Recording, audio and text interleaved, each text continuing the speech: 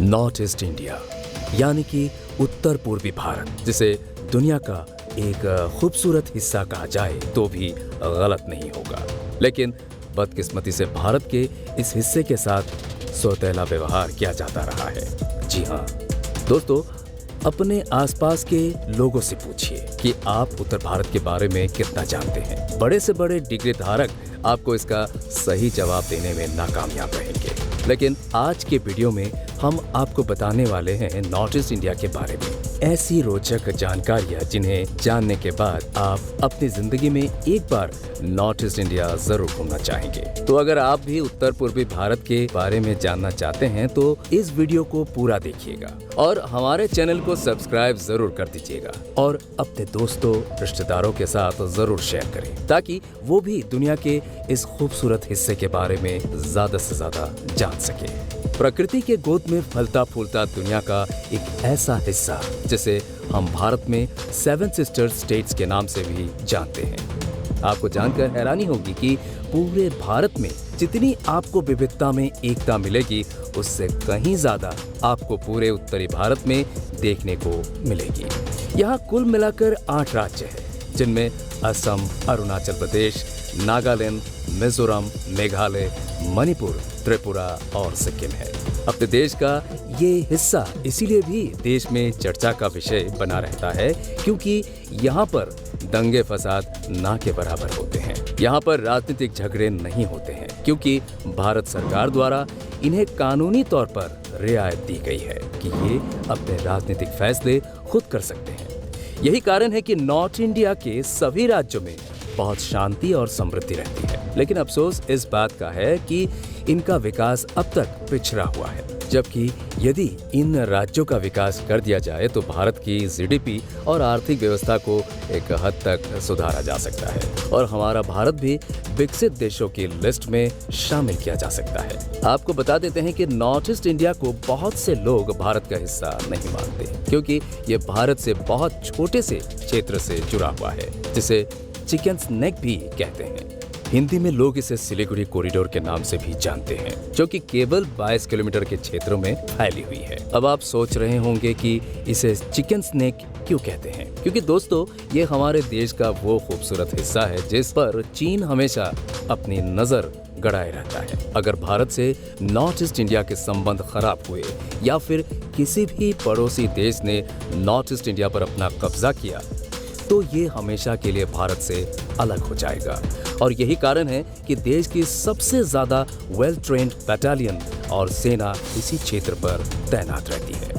अब वीडियो को आगे बढ़ाते हुए दोस्तों आपको बताएंगे नॉर्थ ईस्ट से जुड़े कुछ ऐसे किस्से जो आपको भी सोचने पर मजबूर कर देंगे।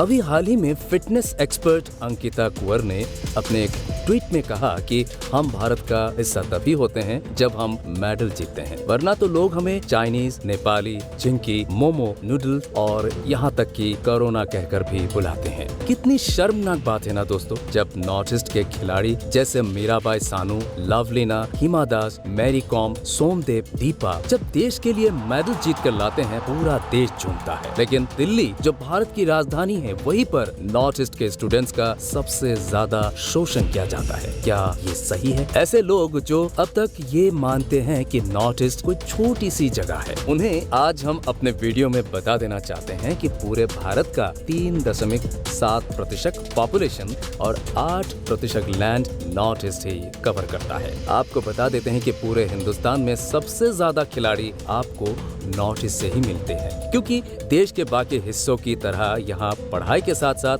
माता पिता अपने बच्चों को खेल के प्रति एनकरेज भी करते हैं। इसके अलावा यहाँ की लिटरेसी रेट 91.3% है, जबकि पूरे भारत की सिर्फ 77.7% है। फर्क देख रहे हैं दोस्तों, नॉर्थ ईस्ट में मोस्टली बोले जाने वाली भाषा इंग्लिश है। यहाँ पर हर बच्चा इंग्लिश में एवरेज लगभग 85% से ज्यादा है। वहीं नॉर्थ ईस्ट की सभी स्कूलों में पढ़ने वाले बच्चों की जनरल नॉलेज का तो कोई मुकाबला नहीं है। ऐसे ही लोग देश के हर कोने में जाकर अपना नाम कमाते हैं और देश का नाम रोशन करते हैं। नॉर्थ ईस्ट से पूरा भारत बहुत कुछ सीख सकता है।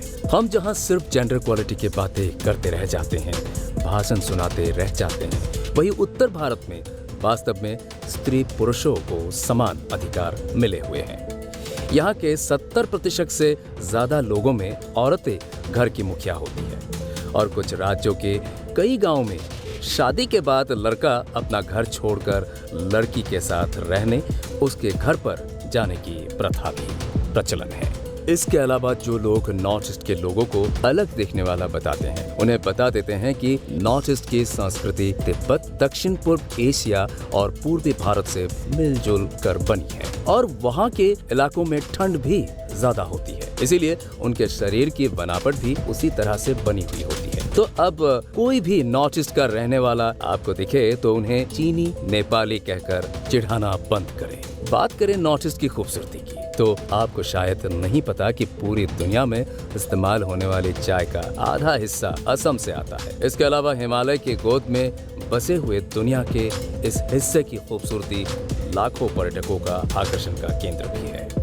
अब चाहे शिलोंग की खूबसूरत वादियां हो या इम्फॉल के एक नजर में प्यार हो जाने वाले झील और झरने, या फिर दुनिया का सबसे मॉडेस्ट प्लेस मौसिनराम हो या गैंगटॉक के धार्मिक स्थल या असम का कामाख्या मंदिर। सिर्फ इतना ही नहीं, ये तो बस शुरुआत है। वर्ल्ड का सबसे बड़ा रिवर आइलैंड यानी कि माजुली द्वीप यहीं पर है और यहाँ से जो ब्रह्मपुत्र नदी गुजरती है वो एक या दो नहीं बल्कि 3 देशों से होकर गुजरती है। समझ रहे हैं दोस्तों, फर्टिलिटी क्या होगी नॉर्थ ईस्ट की जमीन की? तभी तो वर्ल्ड में सबसे पहले ऑर्गेनिक फार्मिंग वही शुरू हुई और आज सबसे लार्ज स्केल पर ऑर्गेनिक फार्मिंग भी नॉर्थ ईस्ट इंडिया में ही की जाती है।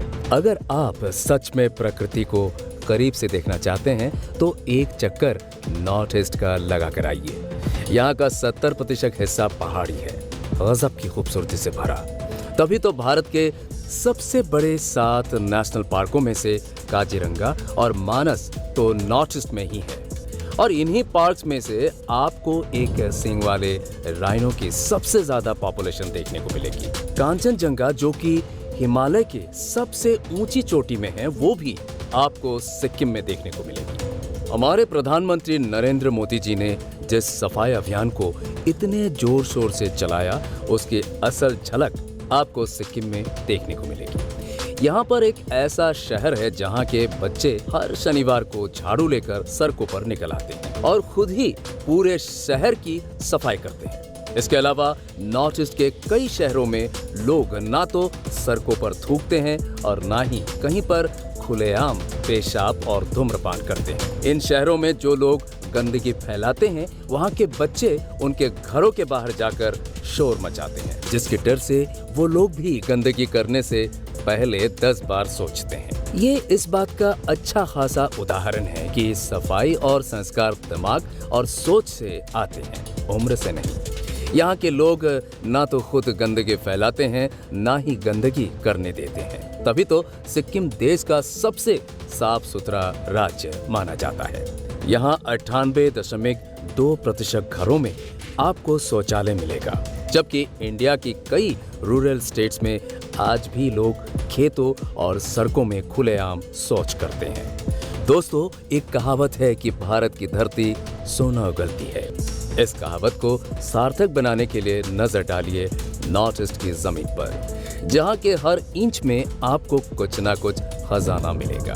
अगर विश्वास ना हो तो आंकड़ों को देखिए। यहाँ का हाइड्रो पावर पोटेंशियल 50,000 मेगावाट है। Natural gas reserve 190 billion cubic metric ton से भी ज्यादा मिलेगा। इसी के साथ कोयला 900 मिलियन टन और तेल, पेट्रोल, खनिज 500 मिलियन टन तक यहाँ की धरती से मिलता है। और सिर्फ इतना ही नहीं, यहाँ शुद्ध लाइमस्टोन भी 5000 मिलियन टन में आपको देखने को मिलेगा। इसी के साथ नेचुरल हर्ब्स, एरोमेटिक प्लांट्स की भरमार भी आपको नॉर्थ ईस्ट के हर क्षेत्र में मिलेगी। कहने का मतलब सिर्फ इतना है दोस्तों कि देश में जो भी प्राकृतिक चीजों पर इन्वेस्ट करना चाहते हैं और अपना नया एंटरप्रेन्योर और स्टार्टअप शुरू करना चाहते हैं, उन्हें एक बार नॉर्थ ईस्ट की तरफ रुख जरूर करना चाहिए।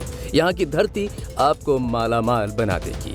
दोस्तों, उत्तर पूर्वी भारत हिंदुस्तान का अकेला ऐसा राज्य है जहाँ पर 220 से भी ज्यादा जनजातियां निवास करती है और 200 से भी ज्यादा भाषाएं बोली जाती है। एक तरफ जहां हिंदुस्तान में लोग बेटों के पैदा होने के लिए मंदिरों में मन्नतें मांग कर आते हैं, वहीं नॉर्थ ईस्ट की खासी जनजाति के बारे में सुनकर आप अपने कानों पर यकीन नहीं कर पाएंगे।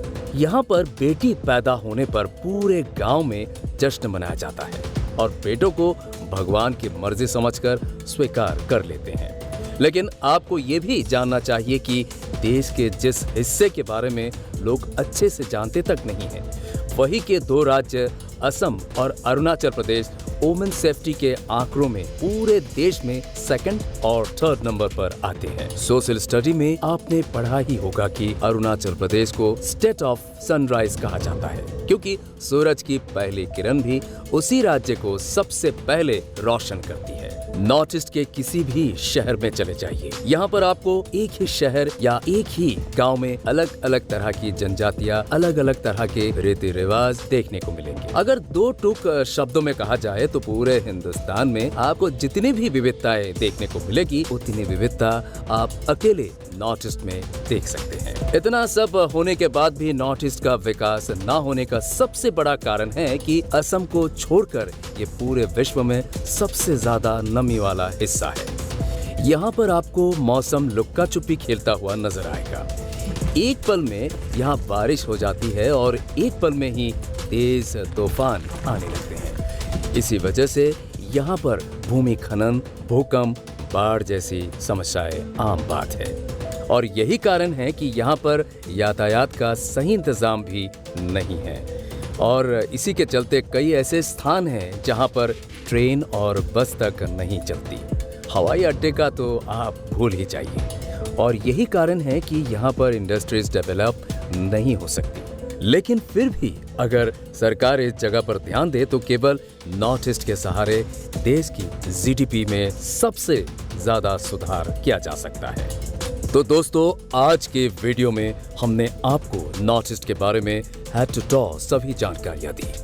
आपको आज का वीडियो कैसा लगा हमें कमेंट सेक्शन में बताइएगा। साथ ही उसे अपने दोस्तों, रिश्तेदारों के साथ जरूर शेयर करें ताकि उन्हें भी नॉर्थ ईस्ट के इन सभी खूबियों के बारे में पता चल सके। धन्यवाद।